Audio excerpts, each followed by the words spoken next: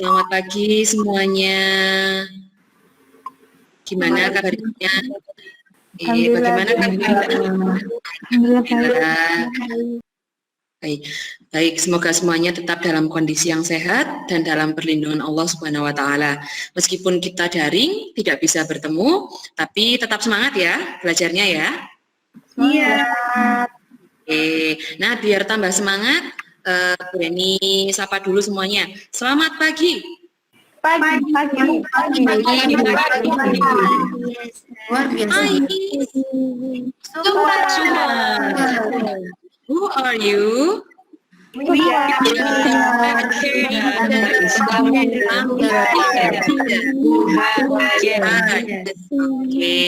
biar tambah semangat, maka kita yel-yel dulu. Baik, Bu Reni cek dulu untuk presensi pagi ini. Tadi ada yang izin ke Bu Reni, yang tidak bisa mengikuti pembelajaran ada 2 orang, yaitu Mbak Dewi dan Mbak Aprilia, betul ya?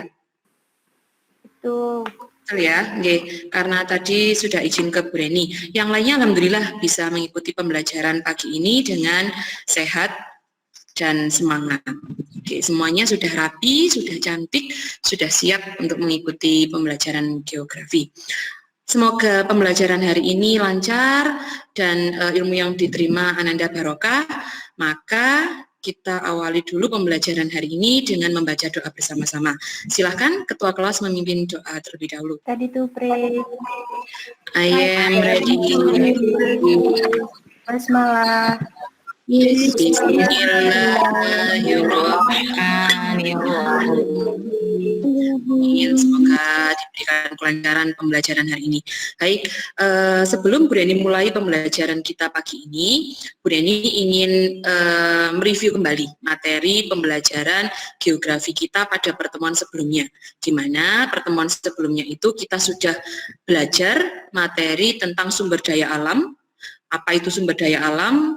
Terus klasifikasi dari sumber daya alam itu apa saja. Nah, itu sudah kita pelajari pada pertemuan minggu kemarin. Nah, untuk hari ini coba Bu Reni tanya dulu ke Ananda semuanya. Pernah dengar istilah mega biodiversity? Pernah. Pernah?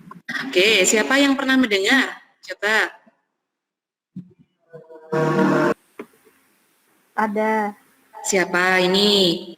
Silakan. Saya, Tita. Ya, monggo Mbak Tita, silakan. Apa itu mega biodiversity? Sesuai dengan namanya ya, Mem ya. Mega kan berarti artinya itu besar gitu. Terus biodiversity itu keanekaragaman. Jadi mega biodiversity country itu negara yang memiliki keanekaragaman yang besar, yang melimpah gitu, Mem. Oke, luar biasa. Terima kasih untuk Mbak Tita. Tujuan kita belajar sumber daya alam itu supaya kita tahu potensi-potensi yang dimiliki oleh Indonesia itu seperti apa. Seperti pembelajaran kita hari ini kita akan mengidentifikasi potensi sumber daya alam di Indonesia dan menuliskan bentuk-bentuk pemanfaatan sumber daya alam Indonesia sesuai dengan pembangunan berkelanjutan. Nah, untuk mencapai tujuan itu, nanti kelas akan Bu Reni bagi menjadi 4 kelompok. Nah, sebelum masuk materi utama, Bu Reni share dulu untuk PowerPoint-nya. Jadi hari ini kita akan belajar tentang potensi dan pemanfaatan atau pengelolaan sumber daya alam Indonesia. Tapi sebelum masuk ke materi, coba kita lihat video ini bersama-sama.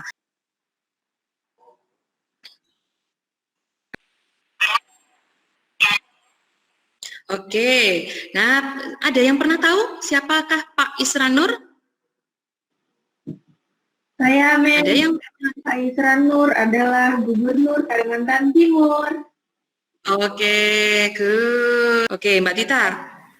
Mbak Tita. Jadi intinya itu sumber daya alam itu bakalan ada manfaatnya kalau dikelola bareng-bareng itu dari segala kalangan, dari segala bidang. Baik, good. Terima kasih. Apakah sumber daya alam di masing-masing wilayah itu sama potensinya, Mbak? Tidak. Tidak. Kenapa kok tidak sama, Mbak Firda? Karena setiap daerah Itu mem, beda. Apanya yang beda? Oh, letak geografisnya berbeda. Oke, untuk pertemuan hari ini, apa yang harus Ananda lakukan?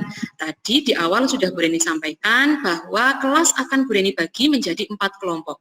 Masing-masing kelompok punya tugas untuk mengidentifikasi potensi dan pemanfaatan SDA di Indonesia. Kelompok 1, sumber daya kehutanan. Kelompok 2, sumber daya pertambangan. Kelompok 3, sumber daya kelautan. Dan kelompok 4, sumber daya pariwisata.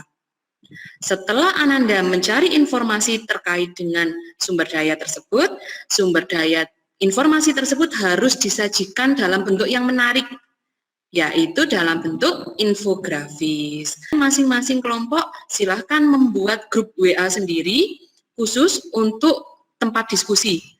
Nah, nanti Bu Reni dimasukkan ke grup WA tersebut supaya Bu Reni bisa memantau jalannya diskusi dari kelompok Ananda. Bu Reni beri waktu 40 menit untuk mendiskusikan terkait tugas infografis ini. Silakan membentuk grup WA, kemudian diskusi di sana, kemudian merancang infografis yang akan dipresentasikan pada pertemuan selanjutnya. Baik, jika tidak ada pertanyaan, Bu Reni tutup mic-nya pagi ini. Silakan langsung bergabung dengan kelompoknya masing-masing.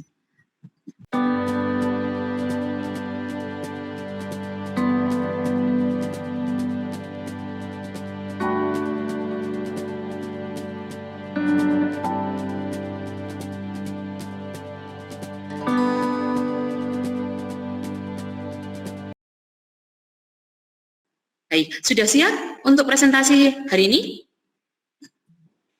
Siap, Siap? Oke, baik. Kalau sudah siap, kita mulai presentasi hari ini. Assalamualaikum warahmatullahi wabarakatuh. Waalaikumsalam warahmatullahi wabarakatuh. Saya perwakilan dari kelompok 4, yaitu yang bertemakan sumber daya alam pariwisata Indonesia, akan menjelaskan mengenai sumber daya alam pariwisata yang ada di Indonesia. Dimulai dari Mbak Nurhida Enggar. Terima kasih kelompoknya Mbak Tita dan kawan-kawan. Mungkin ada yang mau disampaikan, ditanyakan dari kelompok yang lain. Mem, saya mau tanya. Oke, Mbak Firda. Silakan Mbak Firda.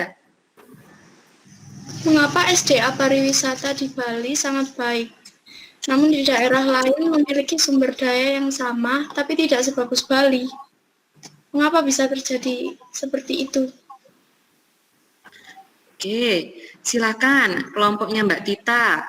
Mbak Firda tanya, mengapa di Bali pariwisatanya bagus sedangkan yang lainnya tidak, padahal potensinya juga memiliki potensi yang hampir sama. Enggak, Mbak? Kelompoknya Mbak Tita. Jadi memang pariwisata di Bali itu kan bagus dikarenakan SDM-nya juga membantu. Jadi pemerintahnya itu sangat mendukung keberadaan sumber daya yang ada di Bali. Jadi dimanfaatkan dengan baik. Itu kan. Oke. Dari kegiatan presentasi ini, Bu Reni sangat bangga kepada anak-anak karena sudah membuat proyek infografis yang luar biasa dengan yang tampilan yang sangat menarik dan sangat informatif, sehingga pembaca bisa menikmati infografis dari Ananda ini. Tapi supaya tidak hanya kita saja yang menikmati infografis ini, maka tugas terakhir dari Bu Reni adalah silakan mengupload infografis ini di media sosialnya anak-anak semuanya. Sebelum kita akhiri pembelajaran hari ini, kita simpulkan dulu apa yang sudah kita pelajari selama presentasi hari ini. Siapa yang mau menyimpulkan? Silakan. Oke, Mbak Puput, silakan Mbak Puput. Jadi menurut saya kesimpulan dari semua potensi sumber daya yang ada di Indonesia ini, sebenarnya pemanfaatan sumber daya ini tuh negara kita sudah maksimal, namun belum mampu dimanfaatkan dengan baik. Terus juga hasil sumber daya alam ini kan sudah dimanfaatkan banyak orang, tapi belum mampu meningkatkan perekonomian masyarakat. Terus juga harusnya pemanfaatan sumber daya alam ini itu harus melibatkan masyarakat agar hasil dari pemanfaatan itu mampu menyentuh seluruh rakyat, bahkan sampai rakyat golongan bawah sekalipun. Jadi sama-sama dapat untung seperti itu, Mem. Oke, good. Selamat untuk Mbak Puput. Terima kasih untuk kesimpulannya.